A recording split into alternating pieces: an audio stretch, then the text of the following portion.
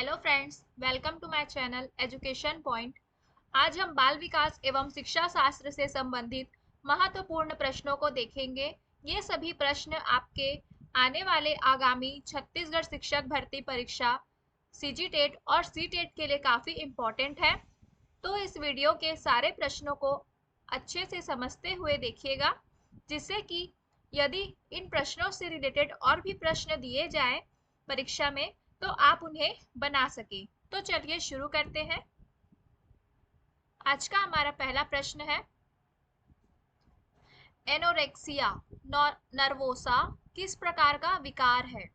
पहली बार सुना होगा ऐसा नाम। तो ये आईएमपी क्वेश्चन है ना, क्योंकि हम बहुत से प्रकार के विकार पढ़ते ही रहते हैं, जैसे कि डिसलेक्सिया, डिसग्राफिया, डिसकैलकुलिया, है ना। लेकिन एनोरेक्सिया नर्वोसा ये ज्यादा सुनने में नहीं आता।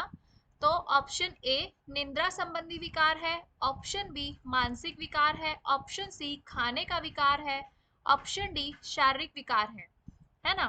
तो कौन सा सही आंसर होगा इसका? ऑप्शन सी, ये खाने का विकार है। जैसे कि इसमें आपको, जैसे कि आप मोटे हो रहे हो, पतले हो रहे हो, इसका भय बना रहता है ना। तो इसलिए इसका सही आंसर हो जाएगा ऑप्शन सी, खाने का विकार है। कौन सा? Anorexia nervosa. नेक्स्ट क्वेश्चन देखेंगे, मंद प्रकाश के संपर्क में आने के बाद तेज प्रकाश में समायोजित होने की प्रक्रिया क्या कहलाती है? ऑप्शन ए पुनर्जनन, ऑप्शन बी प्रकाश दृश्य अनुकूलन, ऑप्शन सी अंधकार अनुकूलन, ऑप्शन डी परिपूर्णता।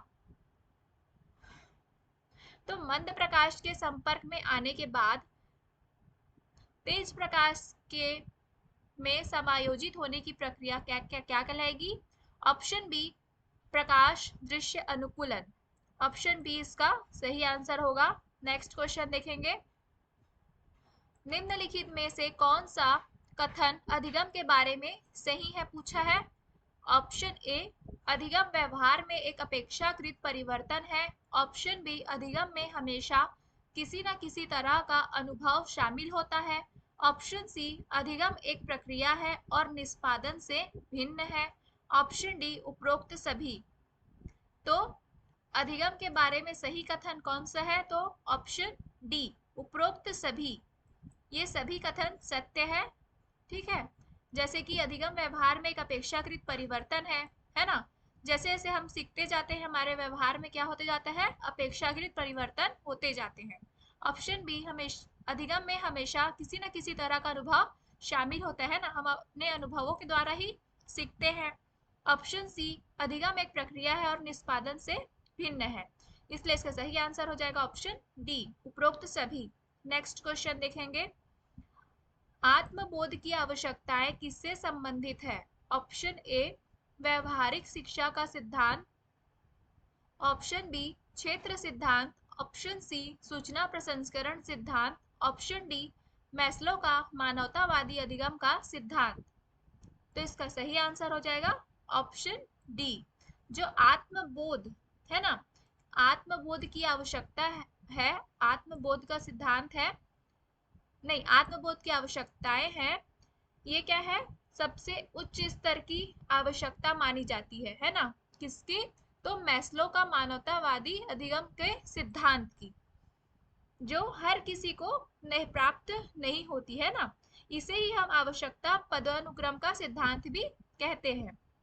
तो इसका सही आंसर हो जाएगा ऑप्शन डी मैस्लो का मानवतावादी अधिगम का सिद्धांत। नेक्स्ट क्वेश्चन देखेंगे, संवेदी स्मृति को खाली स्थान के रूप में भी जाना जाता है। ऑप्शन ए तात्कालिक स्मृति, ऑप्शन बी अल्पकालिक स्मृति, ऑप्शन सी दीर्घकालिक स्मृति, ऑप्शन डी इनमें से कोई नहीं। तो जो स्मृति होती है ना, जो स्मृति होती है वो तीन प्रकार की होती है। कितने प्रकार की? तीन प्रकार की, तात्कालिक स्मृति, अल्पकालिक स्मृति और दीर्घकालिक स्मृति। ठीक है, तात्कालिक स्मृति वो है जिसमें हमें कोई भी बात तुरंत याद आ जाए। दीर्घकालिक स्मृति वो है जिसे हम याद करते ही रह जाए, वो बात हमें याद ही ना आए।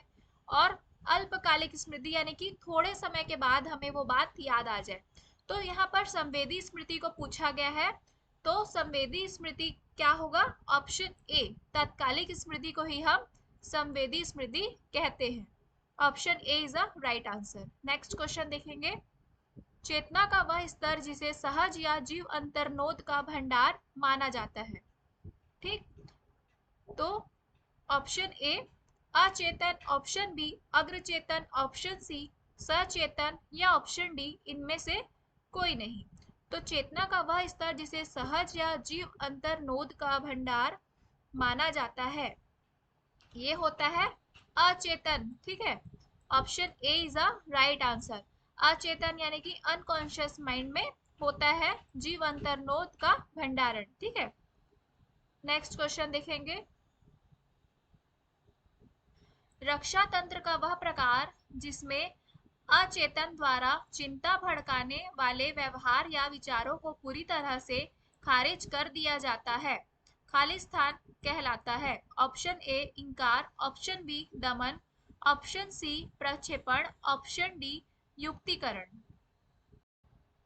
तो यहाँ पर कहा गया है अचेतन द्वारा, है ना, अचेतन द्वारा चिंता भड़काने वाले व्यवहार या विचारों को पूरी तरह से क्या कर दिया जाता है? खारिज कर दिया जाता है ना। तो ये क्या कहलाएगा? तो ऑप्शन बी दमन कहलाएगा। ठीक, ना कि इंकार, प्रक्षेपण, ये सब नहीं होगा, युक्तिकरण ये भी नहीं होगा। Option B is a right answer. Next question. Khalistan तब होता है या होती है जब परिपक्वता और अनुभव के कारण मनुष्य में क्रमबद्ध और प्रगतिशील परिवर्तन होते हैं। ऑप्शन ए वृद्धि, ऑप्शन बी विकास, ऑप्शन सी शारीरिक बदलाव या ऑप्शन डी मानसिक परिवर्तन। तो इसका सही आंसर है ऑप्शन बी विकास। तो विकास तब होता है या होती है जब परिपक्वता और अनुभव के कारण मनुष्य में क्रमबद्ध और प्रगतिशील परिवर्तन होते हैं। जो विकास होता है हमारा, वो गुणात्मक प्लस मात्रात्मक दोनों होता है। ठीक है, गुणात्मक मात्रात्मक दोनों होता है इसमें।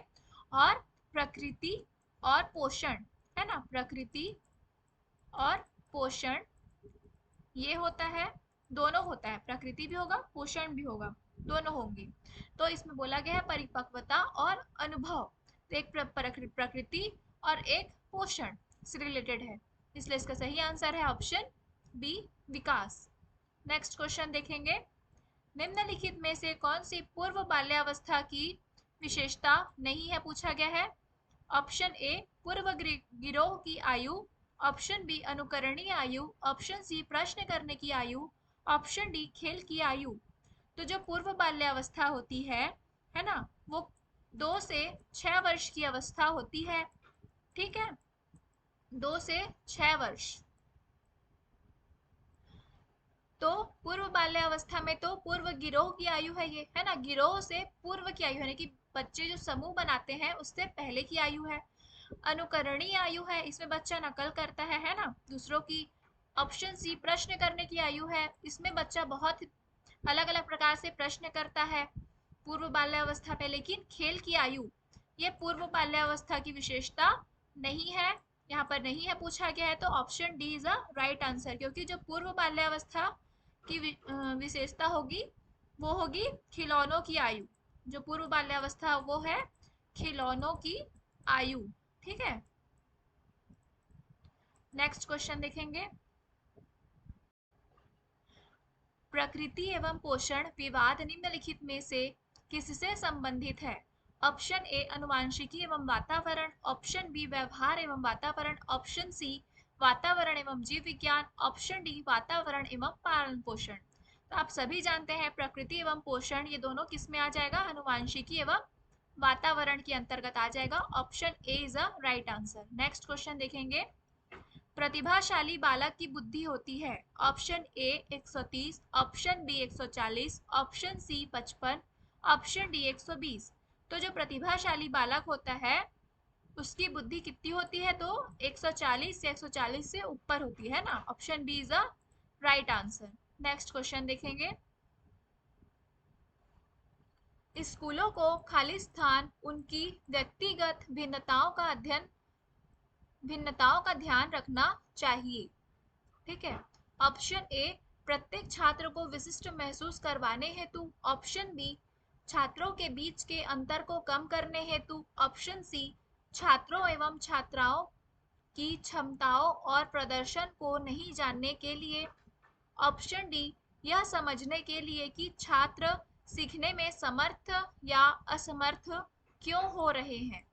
ठीक है, तो स्कूलों को उनकी व्यक्तिगत भिन्नताओं का ध्यान रखना चाहिए। तो क्यों रखना चाहिए? तो ऑप्शन डी है ना, यह समझने के लिए कि छात्र सीखने में समर्थ या असमर्थ क्यों हो रहे हैं, है ना। मतलब बच्चा क्यों सीख पा रहा है और क्यों नहीं सीख पा रहा है, उसका कारण क्या है, इस चीज का ध्यान रखना चाहिए। तो option D is a right answer. Next question, निम्न में से कौन सी व्यक्तित्व मापन की प्रक्षेपी विधि है? प्रक्षेपी विधि। ऑप्शन ए, निर्धारण मापनी। ऑप्शन बी, अवलोकन। ऑप्शन सी, साक्षात्कार। ऑप्शन डी, कथानक संप्रत्यक्षण परीक्षण। ये आईएमपी क्वेश्चन है, ध्यान देंगे। तो इसका सही आंसर क्या हो जाएगा? ऑप्शन डी, कथानक संप्रत्यक्षण परीक्षण जो है वो प्रक्षेपी विधि है व्यक्तित्व मापन की। नेक्स्ट क्वेश्चन, सृजनात्मक मुख्यता किससे संबंधित है?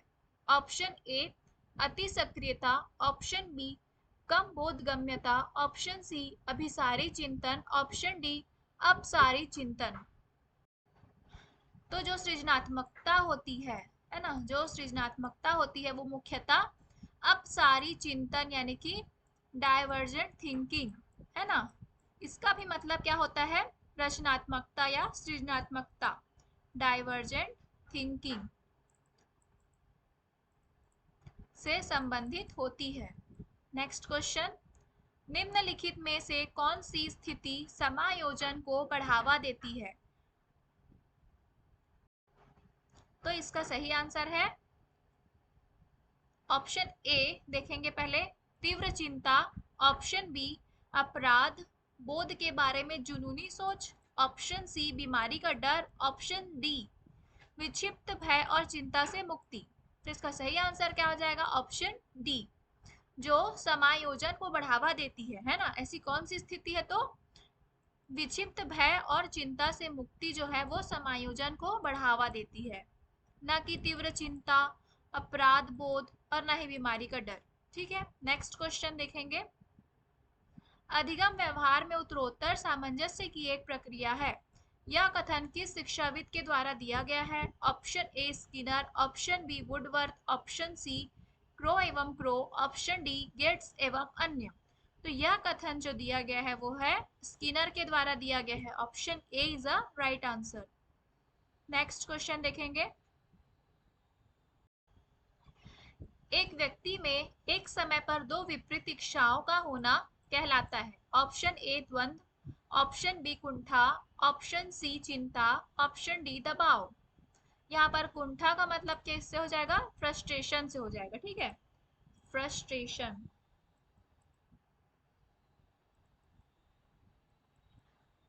तो एक व्यक्ति में एक समय पर दो विपरीत इच्छाओं का होना मतलब कि ये काम को करे कि ये काम को करे, है ना। इसमें क्या बना रहता है?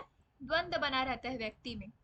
तो option A is a right answer. Next question देखेंगे, निम्न में से किस सिद्धांत को पुनर्बलन का सिद्धांत भी कहते हैं? ऑप्शन ए, क्रिया प्रसूत अनुबंधन सिद्धांत। ऑप्शन बी, उद्दीपक अनुक्रिया सिद्धांत। ऑप्शन सी, शास्त्रीय अनुबंधन सिद्धांत। ऑप्शन डी, अंतर्दृष्टि सिद्धांत। तो इसका सही आंसर हो जाएगा ऑप्शन ए, क्रिया प्रसूत अनुबंधन सिद्धांत। इसे हम आरएस थ्योरी भी कहते हैं। ये किसने दिया था? तो स्किनर ने दिया था। ठीक है, स्किनर ने दिया था। स्किनर ने किस पर प्रयोग किया था? तो चूहे और कबूतर दोनों पर प्रयोग किया था। ठीक है, तो पुनर्बलन का सिद्धांत क्रिया प्रसूत अनुबंधन सिद्धांत को भी कहते हैं। नेक्स्ट क्वेश्चन देखेंगे, निम्न में से किसने अधिगम सिद्धांत का प्रतिपादन नहीं किया? नहीं किया पूछा गया है, ध्यान देंगे। Option A Thorndike, option B Skinner, option C Kohler, option D B S Bloom. तो अधिगम सिद्धांत का प्रतिपादन किसने नहीं किया है? तो option D B S Bloom ने नहीं किया है, थॉर्नडाइक ने किया है, स्किनर ने भी किया है और कोहलर ने भी किया है। ठीक है। जो बी एस ब्लूम थे, इन्होंने अधिगम में व्यवहार के 3 पक्ष बताए हैं। ठीक है, व्यवहार के ना, व्यवहार के 3 पक्ष बताए हैं। कौन कौन से? तो संज्ञानात्मक, संज्ञानात्मक, भावात्मक और एक क्रियात्मक। ठीक है, ये 3 पक्ष बताए हैं। तो इसका सही आंसर हो जाएगा option D B S Bloom. Next question देखने से पहले, अगर आपको ये वीडियो आपके एग्जाम पॉइंट ऑफ व्यू से हेल्पफुल लगे तो इस वीडियो को लाइक शेयर जरूर कीजिएगा। तो चलिए देखते हैं अगला क्वेश्चन। खाली स्थान संज्ञानात्मक क्षमताओं का संकेत या इंगित करने वाले परीक्षण का उपयोग करके संज्ञानात्मक क्षमताओं में मात्रात्मक अंतर को मापने का प्रयास करता है। ऑप्शन ए मान समिति दृष्टिकोण, ऑप्शन बी व्यवहारवादी दृष्टिकोण, ऑप्शन सी पियाजे का दृष्टिकोण, ऑप्शन डी बेले दृष्टिकोण। ये आईएमपी क्वेश्चन है ना, तो इसमें ध्यान देंगे। तो संज्ञानात्मक क्षमताओं का संकेत या इंगित करने वाले परीक्षण का उपयोग करके संज्ञानात्मक क्षमताओं में मात्रात्मक अंतर बोला है ना, ध्यान देंगे, मात्रात्मक अंतर को मापने का प्रयास करता है। ठीक है, मापने का प्रयास करता है। तो जो व्यवहारवादी दृष्टिकोण है, पियाजे का दृष्टिकोण है ना, और बेले दृष्टिकोण है, ये सभी क्या करते हैं? ये सभी मात्रात्मक अंतर को मापने का प्रयास नहीं करते हैं, ये तीनों। ठीक है, इसलिए इसका सही आंसर हो जाएगा ऑप्शन ए मान समिति दृष्टिकोण। क्योंकि क्योंकि जो संज्ञानात्मक जो संज्ञानात्मक क्षमता में मात्रात्मक, ये जो मात्रात्मक अंतर है को मापता है कि जैसे कि इस बच्चे में ये क्षमता है ना, इस बच्चे में ये क्षमता है, कि इस बच्चे में ये क्षमता है, अगले बच्चे में ये क्षमता है ना, ये सब मापने का काम कौन कर रहा है? तो मान समिति दृष्टिकोण के द्वारा किया जाता है। तो मान समिति दृष्टिकोण संज्ञानात्मक क्षमताओं का संकेत या इंगित करने वाले परीक्षण का उपयोग करके संज्ञानात्मक क्षमताओं में हम मात्रात्मक अंतर को मापने का प्रयास कर सकते हैं। Option A is a right answer. Thank you for watching my video. Please like, share and subscribe to my channel and press the bell icon जिससे कि आपको मेरे आने वाली वीडियोस की नोटिफिकेशन मिल सके।